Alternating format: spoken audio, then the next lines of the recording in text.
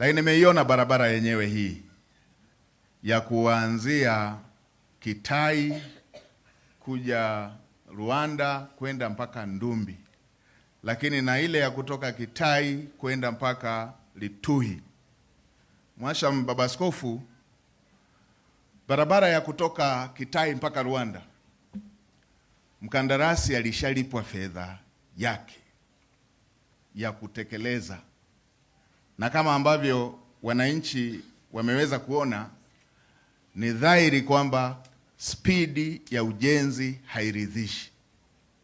Sasa nikutake mkuu wa mkoa, mwite mkandarasi huyu mara baada ya shughuli hii kuisha, mwambie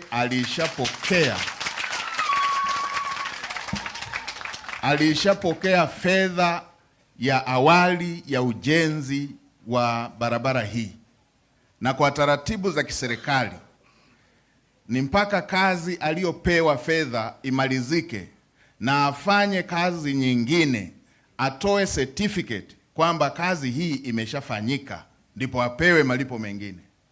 Kwa kuwa ameshapokea fedha ya awali, kumekuwepo utaratibu wa wakandarasi kupokea fedha na kutumia kwenye shughuli zingine.